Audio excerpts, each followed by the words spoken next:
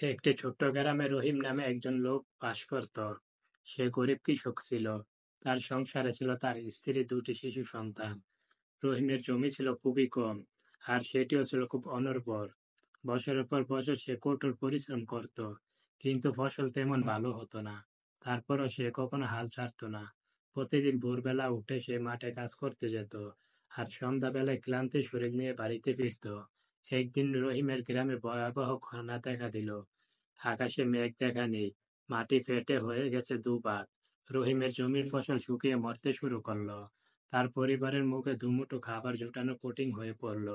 রহিমের স্ত্রী আয়েশা বেগম প্রতিদিন ভোরে উঠে আশেপাশের বাড়িতে গিয়ে কাজ করত, যা পেত তা দিয়ে সংসার চালাতো।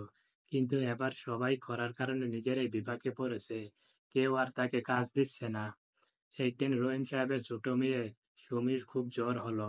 সে অসুস্থ হয়ে পড়ল। ডাক্তার দেখানোর মতো তাদের টাকা ছিল না। রহিম সাহেবের চোখে পানি এসে গেল। সে গ্রামের লোকজনের কাছে টাকা সাহায্য চাইতে গেল। মুক্তার সাহেবের বাড়িতে গিয়ে বললেন, মহাজন।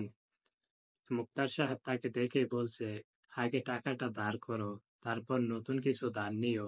রহিম সাহেব কাতর কণ্ঠ হয়ে বললেন, সাহেব, আমার মেয়েটা অসুস্থ, একটু সাহায্য করেন।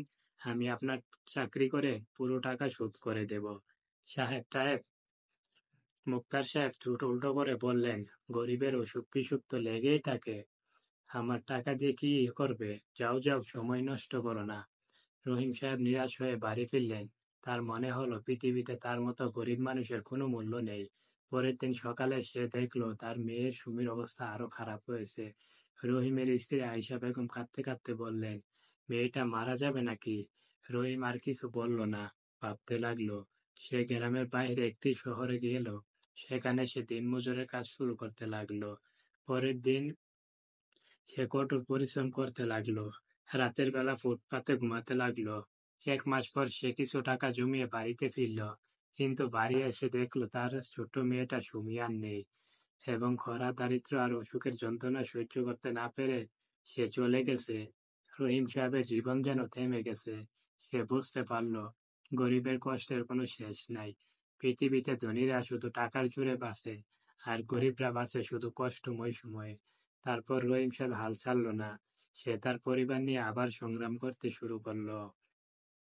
কিন্তু সে রাতের অন্ধকারে তখন আর তাকে গ্রামের লোকজনের কথা মনে করত। যখন তার চোখে পানি এসে যেত, গরিবের কষ্ট কেউ বুঝে না।